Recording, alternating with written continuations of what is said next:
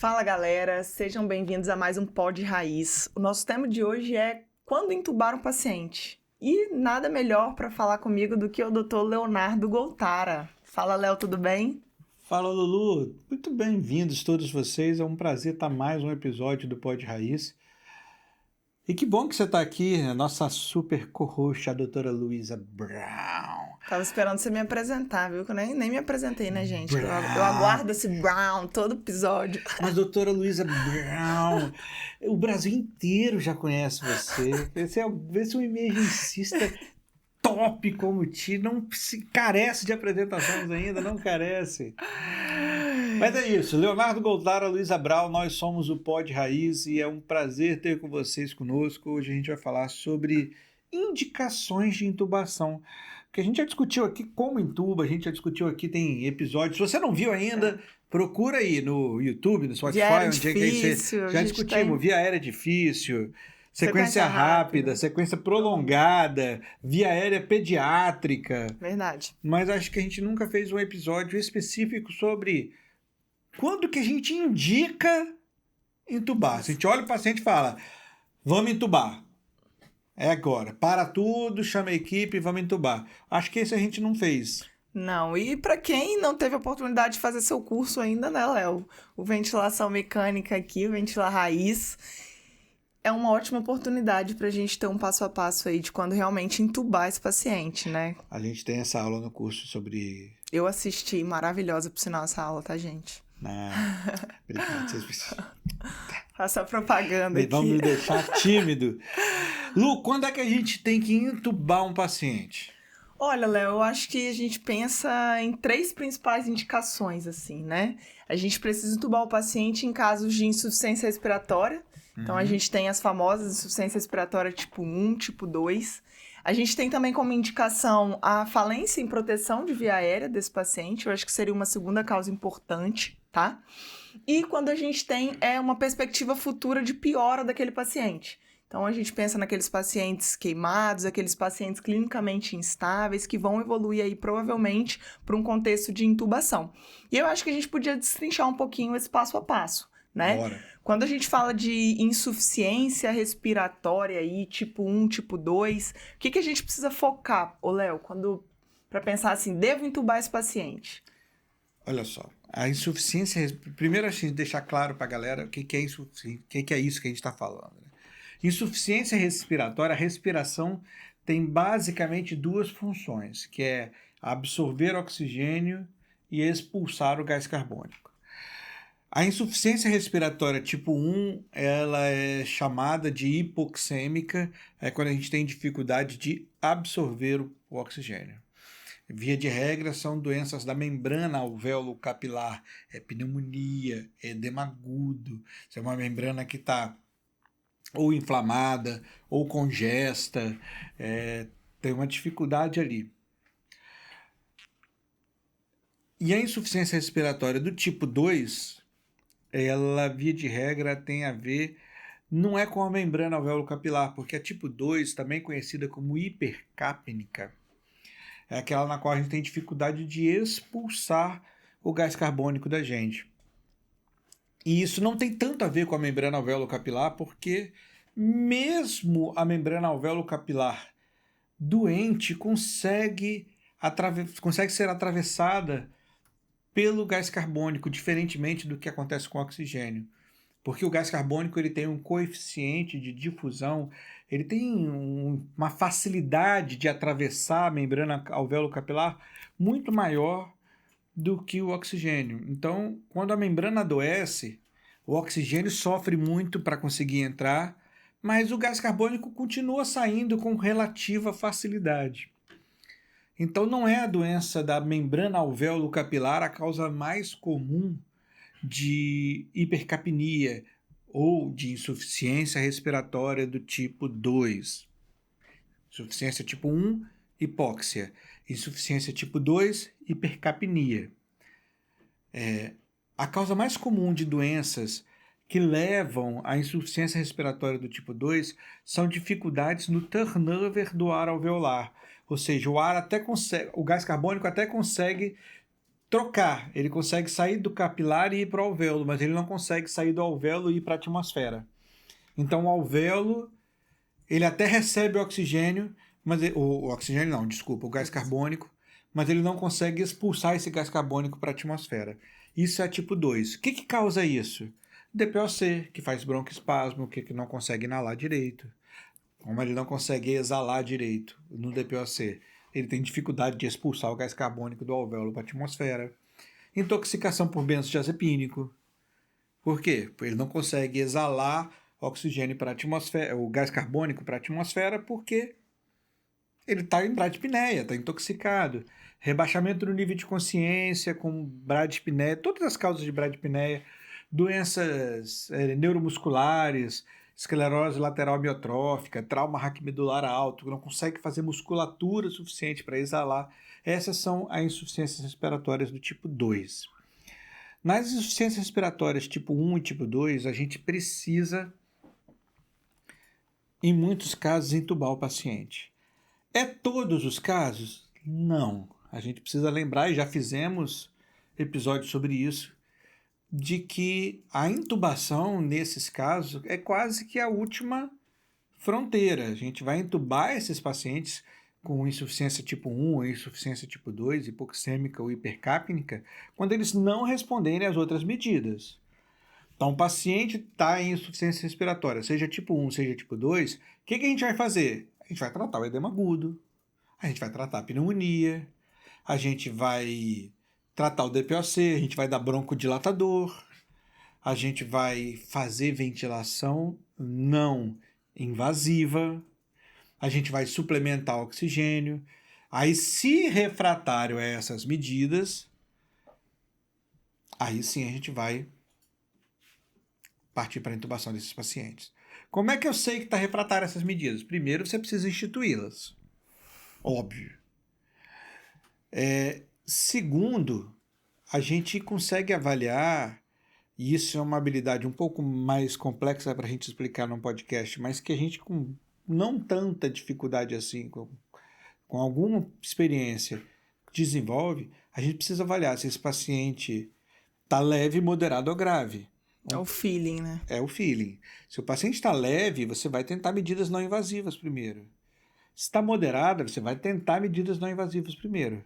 Agora, se o paciente já está grave, batimento de aleta nasal, uso de musculatura intercostal, Saturando. tá ficando lábiozinho roxo e você vê que o paciente já está muito mal. E por mais que ele melhore um pouco com tratamento não invasivo, com tratamento medicamentoso, conservador, ele ainda assim não vai evoluir bem, você não é obrigado a passar por uma tentativa. Você pode e deve até intubar ele direto como primeira opção. Então é isso. Seja na insuficiência respiratória hipoxêmica, tipo 1, seja na insuficiência respiratória hipercapnica, do tipo 2, se for quadro leve ou moderado, trata a doença de base, oferece uma VNI, oferece um oxigênio e vê o que faz. Se não responder, intuba. Se for um quadro grave, já intuba direto. Como é que a gente sabe que o quadro é grave ou não? O clássico. Frequência respiratória, uso de musculatura intercostal, cianose, oximetria de pulso, nível de consciência, sudorese da pele, feeling do médico, sentimento, feeling do médico é importante. O mindset do emergencista. O mindset do emergencista é importante. E é isso, a gente deve intubar os pacientes que estão em insuficiência respiratória refratária ou em insuficiência respiratória grave. Esse é o grande item número 1 que indica intubação dos pacientes. Até porque, né, Léo, não é só intubar, né? Se a gente não inicia essas medidas, conhecendo a fisiopatologia das doenças, o próprio broncoespasmo, né? Como é difícil a gente intubar e depois ter que ventilar esses pacientes. Então, não é só passar o laringo ali, passar o tubo e tudo certo. Então, assim, tentar o máximo possível reverter essa situação enquanto é tempo, né? Porque a gente vai ter dificuldade de ventilar esse paciente. Exatamente. Então, importante isso aí. E o segundo ponto, não menos importante, que é a falência em proteger a via aérea. E aqui, Léo, a gente tem vários exemplos assim que são muito comuns na prática de indicação de intubação em pacientes que não teriam, né? Exatamente, em pacientes que não teriam. A gente tem vários exemplos. Cara, infelizmente, disseminou-se uma visão na qual esse segundo item, falência da proteção de via aérea, infelizmente se disseminou que isso é sinônimo de rebaixamento do nível de consciência. E não é. E sinônimo de Glasgow menor ou igual a 8. Pior ainda. Pior ainda. Rebaixamento do nível de consciência é uma coisa, Glasgow menor ou igual a 8 é outra coisa, falência na proteção de via aérea é outra coisa. Elas podem coexistir? Podem. Frequentemente coexistem? Sim, frequentemente coexistem, mas não é a mesma coisa, pessoal. Eu posso ter um Glasgow menor do que 8 e proteger a minha via aérea muito bem, obrigado. Todo médico da atenção primária de saúde da UBS conhece um vovozinho, 89 anos, com Alzheimer, há 10 anos com Alzheimer, está na cama, posição fetal todo entrevadinho, coitadinho ali, sarcopênico, ele não fala. O famoso ele não Glasgow basal, né? Ele não fala, ele não se alimenta, ele já tem provavelmente uma gastrostomia, ele não obedece comandos e fica com o olhinho aberto. O Glasgow, se você for calcular o Glasgow desse vovozinho, é 6. Olho aberto 4, não fala 1, não obedece comando, não se movimenta, não mexe, 1. Glasgow 6. Você vai fazer o quê? Você vai chegar na casa desse vovozinho e vai entubar ele? Exatamente. O clássico. Glasgow é uma ferramenta que foi desenvolvida para atendimento pré-hospitalar de vítimas de trauma. Não é uma ferramenta para decidir intubação em todos os pacientes do universo para o resto da vida. Esses dias eu tive uma experiência, Léo, até num hospital que a gente roda aqui.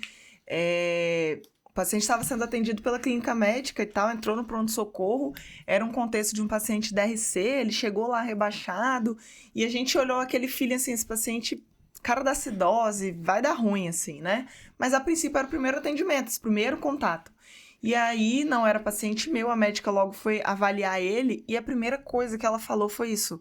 Ela falou assim, o paciente não tá respondendo, nananã, vamos entubar, pediu o laringo, vamos entubar esse paciente, e aí a gente ficou meio assustado assim, não, calma, vamos entender o que tá acontecendo. Não, mas o Glasgow tá dando menos que 8, mas calma, o Glasgow não é uma ferramenta para o paciente clínico, primeiro, a gente utiliza em alguns outros contextos, mas ele foi criado para paciente de trauma, e aí você indicar uma via aérea no primeiro contato com o paciente, porque ele tá ali rebaixado, você não sabe nem qual é o basal dele, você não sabe nem o que está por trás dessa clínica, né? Quais são as comorbidades desse paciente.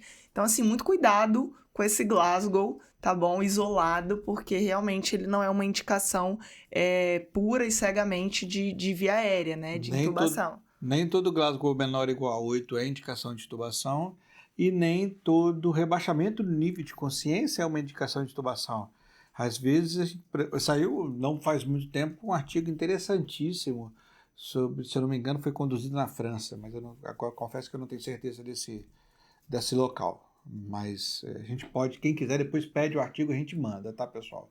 Aqui, mais do que decorar sobre o artigo, é raciocínio clínico. Falando sobre a decisão de intubar ou não intubar um paciente vítima de intoxicações.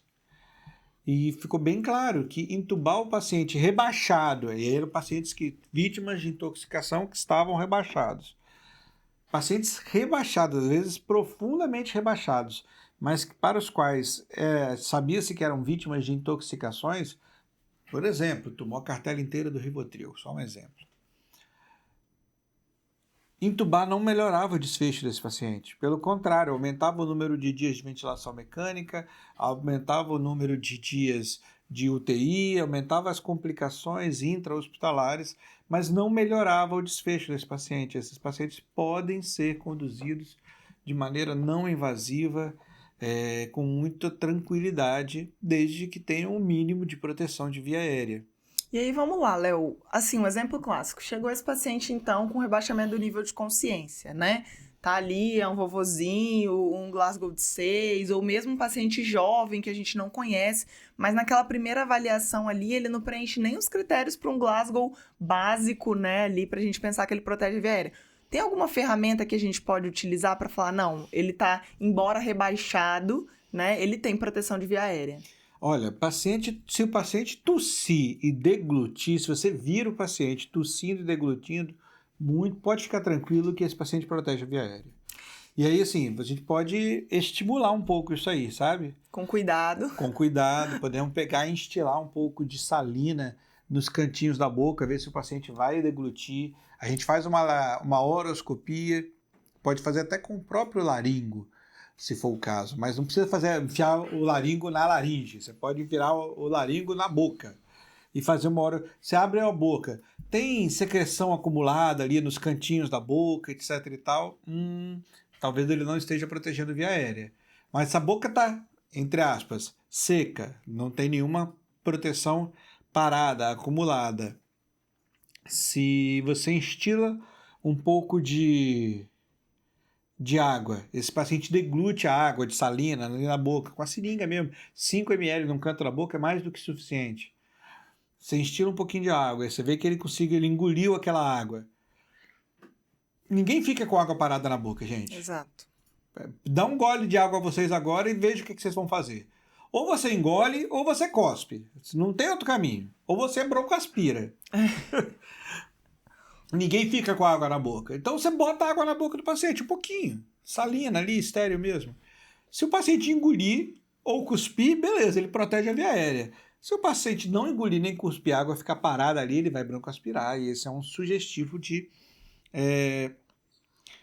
que o paciente realmente precisa ser entubado. Você pode também aspirar as vias aéreas superiores e ver se o paciente vai tossir. Então você faz uma aspiração de boca, faz uma aspiração de narinas. Se o paciente não fizer reflexo de tosse, você instila um pouquinho de água dentro da boca, o paciente não deglute, opa, esse paciente aí sim, ele provavelmente precisa ser entubado porque ele não protege a via aérea direito.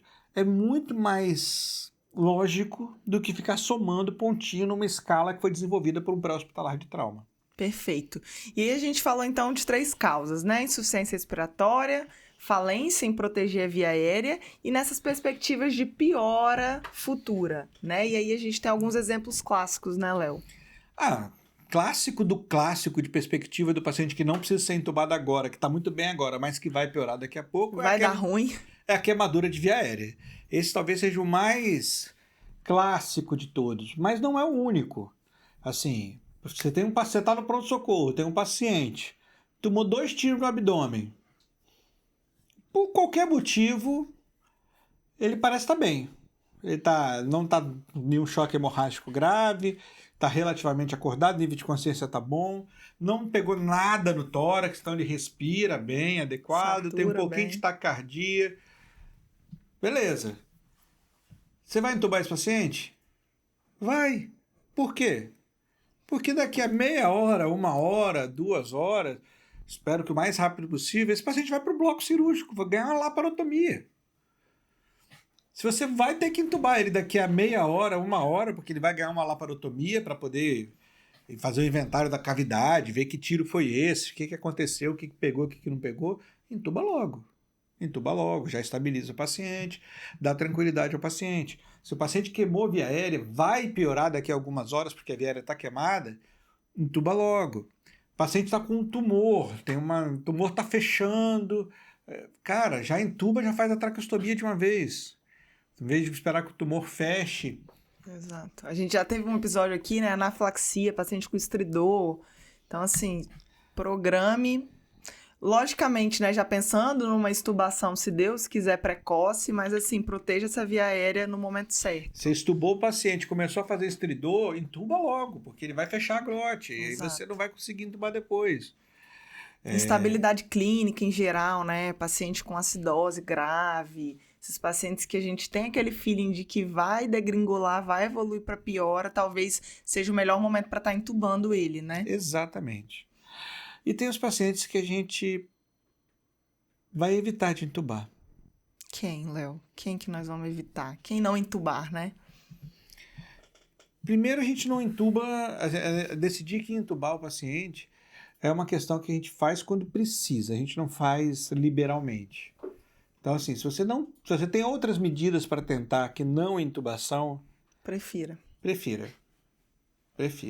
A não ser, é claro, que seja muito grave, que não dê tempo de tomar outras medidas. E a gente tem que lembrar dos pacientes que a intubação é um tratamento ponte. Você vai entubar o paciente para levar ele para algum lugar. Você quer levar ele daqui a um futuro no qual a laparotomia já aconteceu e tudo foi rafiado e agora ele pode acordar e ser estubado, às vezes no centro cirúrgico mesmo. Você quer ganhar esse tempo para a laparotomia acontecer. Você quer levar ele para daqui a 3 dias no futuro, quando o antibiótico para aquela pneumonia grave fez efeito e o pulmão já está desinflamando. Você quer levar ele daqui a 5 dias no futuro, quando a queimadura de via aérea vai começar a desinflamar e esse paciente vai poder ser estubado e não fechar a glote. Você fez um edema de glote, você quer levar ele a 48 horas no futuro, quando o corticoide já desinflamou um pouco a glote. Se você não tem um futuro para o qual você quer levar o paciente, para que a gente vai entubar o paciente? E quem são esses pacientes que não têm um futuro para o qual a gente quer levar? Lembra aquele vovozinho com Alzheimer, tudo? A gente vai levar ele para onde? Sim. Pacientes que já têm, às vezes, câncer avançado, que expressam desejo de não serem entubados. A gente está caindo aqui no campo dos cuidados paliativos. E muitas vezes lembrar que ninguém nasceu com tubo, ninguém nasceu entubado, e ninguém é obrigado a deixar a vida com o tubo na goela. Então, não entubar um paciente terminal, que não tem perspectiva, que não tem um local para o qual, um destino para o qual a intubação está levando ele, não ajuda. Ah, mas o paciente está dispneico. Ah, mas o paciente está sofrendo. Existem maneiras não invasivas, não intubação, de lidar com dispneia em pacientes terminais, em pacientes paliativos. Isso é foco, obviamente, para um outro episódio, mas a gente precisa lembrar que intubar não é uma medida de conforto. No máximo, ela traz conforto para a sua consciência mal preparada de nenhuma medida heróica, cuidados né, paliativos, exatamente.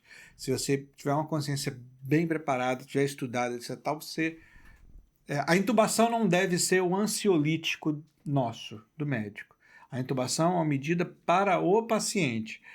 Se a gente está ansioso, a gente não sabe o que fazer, a gente está nervoso com a situação, a gente está temeroso da situação, não intuba, chama quem sabe.